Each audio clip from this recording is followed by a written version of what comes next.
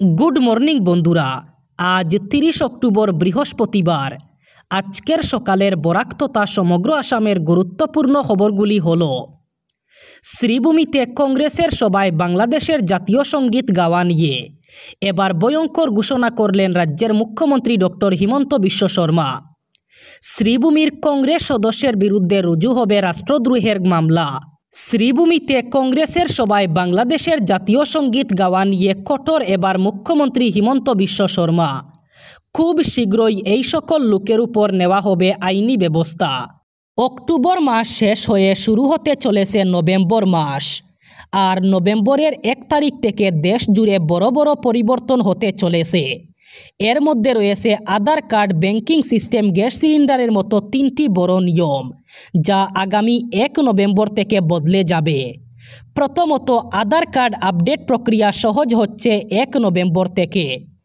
নাম, ঠিকানা, জন্ম তারিখ অথবা মোবাইল নাম্বারের মতো তথ্য আপডেট করার জন্য আর আধার কেন্দ্রে যেতে হবে না। এই সব অনলাইনে করা যাবে। শুধুমাত্র বায়োমেট্রিক ডিটেলস যেমন ফিঙ্গারপ্রিন্ট অথবা আইরিস স্ক্যানের জন্য কেন্দ্রে যেতে হবে। দ্বিতীয়ত, 1 নভেম্বর থেকে ব্যাংকিং ব্যবস্থায় একটি বড় পরিবর্তন কার্যকর হতে চলেছে।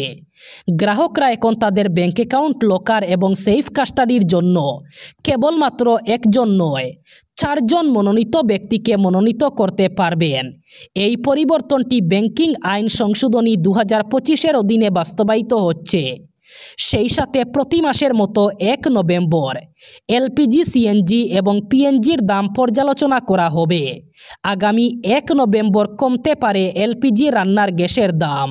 এক হৃদয় বিদারক ঘটনা ঘটল শ্রীভূমি, করিমগঞ্জ জেলার পাতারকান্দিতে। মাছ ধরতে গিয়ে তরিতাহত পাতারকান্দির 2 ব্যক্তি। এই ঘটনা নিয়ে শোকস্তব্ধ স্থানীয়রা। শ্রীভূমি জেলার পাতারকান্দির ডেফলচড়ায় তরিতাহত হয়ে প্রাণ হারালেন 52 বছরের নূর উদ্দিন এবং 45 বছরের জফরুল হক। প্রাথমিকভাবে পুলিশের অনুমান, বৈদ্যুতিক সংযোগ ব্যবহার করে মাছ ধরতে গিয়ে এই দুর্ঘটনাটি ঘটেছে। ঘটনায় শোকস্তব্ধ স্থানীয়রা। তদন্ত শুরু করেছে পাতারকান্দি পুলিশ।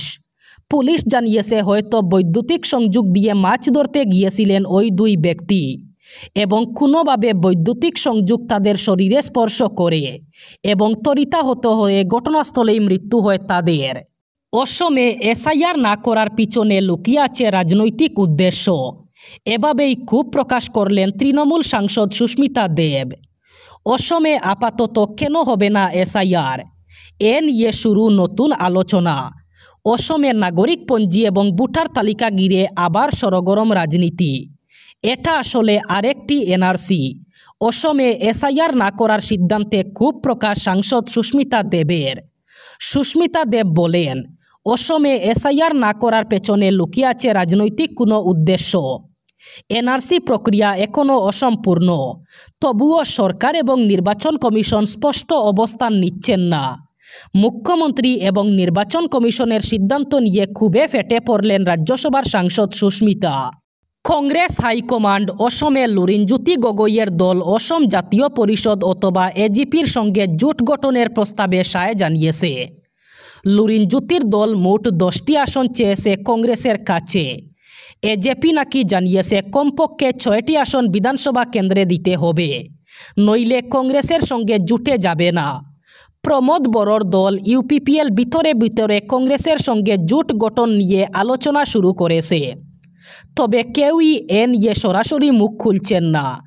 অসমের মোট 126টি বিধানসভা কেন্দ্রের মধ্যে যে 6টি বিধানসভা কেন্দ্র নিয়ে এজেপি অনড় অবস্থান নিয়েছে, এর মধ্যে রয়েছে খুয়াং, শদিয়া, মরিগাঁও, পলাশবাড়ি, বিন্নাকান্দি এবং ধেমাজি। খুয়াং কেন্দ্রে এজেপি সভাপতি লুরিনজ্যোতি গগৈ নিজে প্রতিদ্বন্দ্বিতা করতে পারেন। শদিয়ায় এজেপির কার্যকরী সভাপতি জগদীশ ভূঁইয়া প্রার্থী হতে চাইছেন। মরিগাঁওয়ে এজেপির বরিষ্ঠ নেতা বাণীদাস প্রার্থিত্বের দাবিদার। পলাশবাড়িতে প্রার্থী হতে চাইছেন এজেপির পল্লবলোচন গোস্বামী। নিজেদের ঘরেলু বিবাদ কাটিয়ে প্রায় 2 মাস পরে বিহারের ভোট প্রচারে গেলেন রাহুল গান্ধী। আর ভোটমুখী বিহারে পা রেখেই প্রধানমন্ত্রী নরেন্দ্র মোদীকে কার্যত বেনজির ভাষায় ব্যক্তিগত আক্রমণ করলেন লোকসভার বিরোধী দলনেতা। রাহুল গান্ধী বলেন, ভোটের জন্য সব করতে পারেন প্রধানমন্ত্রী, এমনকি মঞ্চে উঠে নাচতেও পিছপা হবেন না তিনি।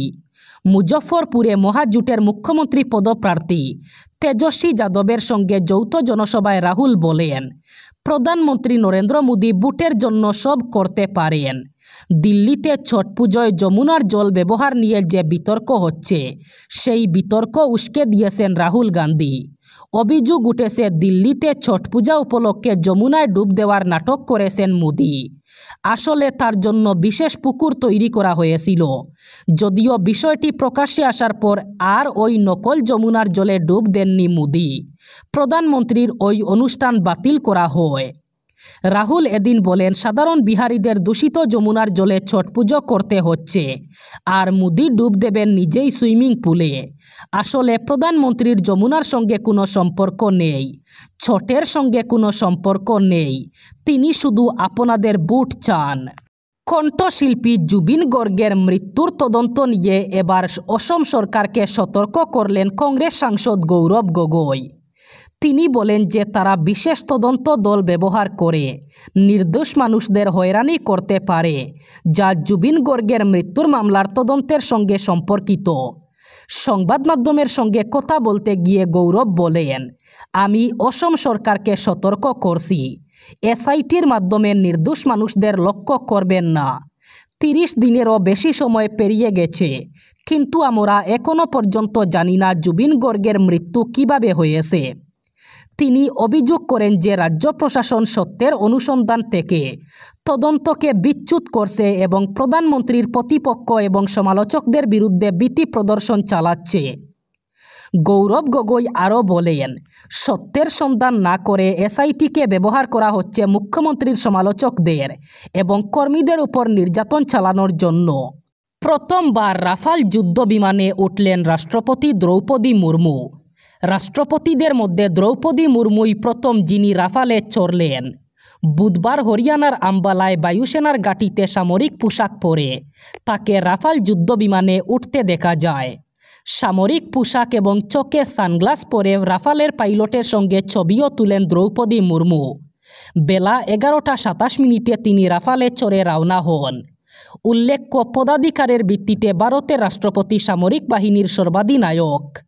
2023 সালের এপ্রিল মাসে অসমের তেজপুরের বায়ুসেনা ঘাঁটি থেকে সুখোই 30 MKI যুদ্ধবিমানে উঠেছিলেন দ্রৌপদী।